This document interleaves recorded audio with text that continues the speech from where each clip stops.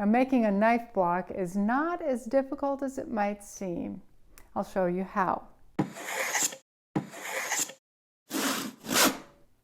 What makes the knife block simple to put together is that each section is its own board, and the slots are cut into the board before it's all laminated together. The slots are planned out so that the long knives are at the top and the shorter knives are on the bottom. I have a separate block on the bottom here to hold paring knives. On this block, there are no steak knife or paring knife slots on the bottom, but you do need this little triangle to help support the block so that it doesn't tip over. It's quite easy to see what they did with this. They've taken the triangle that you cut away down here and just put it on here with a little bit of an inset on the sides so that it's not as chunky, and that's pretty much all you need to do for that. One of the differences between these two blocks is the slots are vertical on this block. That enables them to give it an appearance of more of a solid block on the side, but the top side or the back side, you can still see those separation of grain.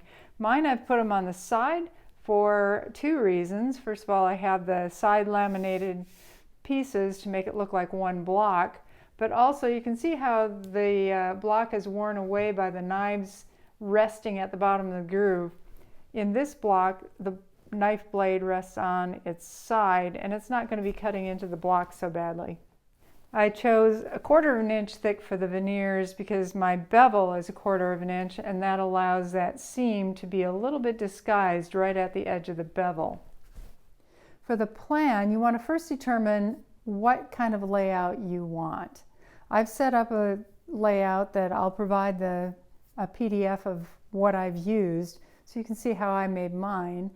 But it's set according to the knives that I have. I have several larger, thicker bladed knives. So those will go at the top. They're longer, and they're going to go at the top where they have a longer distance for the blade to fit into the block. In laying out your plans, you want to make sure you leave at least 1 inch between the larger knife blades to allow for handles and being able to grab that knife out of the block. And on the paring knife size, smaller, thinner blades, you want to use about 3/4 of an inch is fine. The knife blade itself, bigger knives, 1/4 of an inch. For the paring knife size, 1/8 of an inch is fine also. For scissors or specialty items, you're going to want to have about 1/2 inch. I've chosen rock maple to make my knife block from, but rather than just cutting the boards off to length, I'm going to be paying attention to the grain, which on this first piece is a little bit of an angle. So my first cut is not going to be square with the board, it's the length that I need.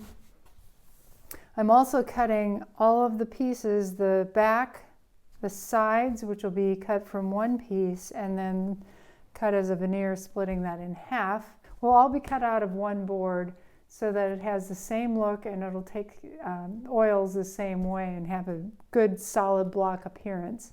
Everything else on the interior, not as important, but it still is rock maple.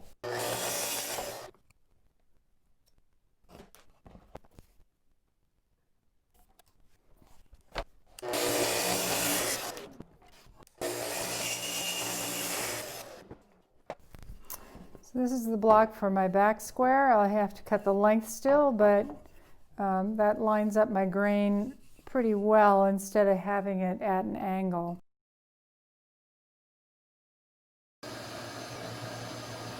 First, I joint 2 edges for all of the boards. That ensures that I have a good gluing surface. Next, I rip the boards to width on the table saw. And this is pretty much what you would do if you were going to use scrap materials for the inside. On an individual board, the end of the grain is matching somewhat, but I'm alternating. The curve of the board goes that direction there, and the curve of this board is this direction. So I'm alternating that grain pattern there. and for sandwiching the boards together and making sure that the seams don't line up on the two shorter pieces as they come together. You want to make sure those are staggered, not setting it up this direction would be a bad thing. You want to make sure you stagger those seams. To make a thicker board, I edge glue the individual pieces together, clean up the gluing surfaces, and glue the two together. Use plenty of glue and good clamping pressure to ensure a seamless glue up.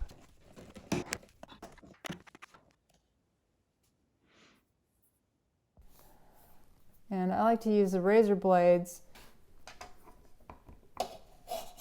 And this will ensure that my side stays straight with the original cut across the top. I'll have to recut that anyway, but it's just kind of keeping it in line where I had it.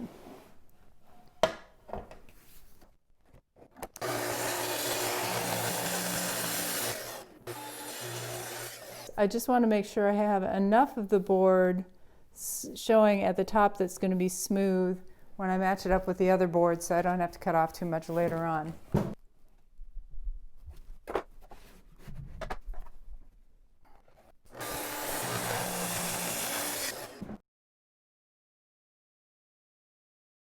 So looking at the end grain, I have all of my pieces lettered A through G as they go across the top. And that way I know that this side is always going to be up. I have the end grain set so that this one is this way. This board is kind of in the middle going this way, and I'm a little bit concerned about that, but not too much because it's still end grains here. Then these alternate this direction and these alternate this direction. So I have kind of almost a herringbone pattern going across. I'm kind of OCD with that. The next step is to transfer this pattern to each of these boards so that I can set my grooves in place. I've got it all drawn out. It'll essentially go like this. I've marked out all the boards where I'm going to be placing the grooves. The grooves can be done either on the router or with the table saw. There are a number of different options. Each have a different depth to them. Before I take this over to the router table, I've marked all the bottom ends with the depth of everything and where my cuts are going to go so that I make sure that everything lines up correctly. And I also referenced everything off the same side so that my marks come out the same. This square is the one that I have to pay particular attention to because it lines up. For this square where it's in the center, it's just a little bit of a recess, and it's not that big of a deal to make that for the scissors.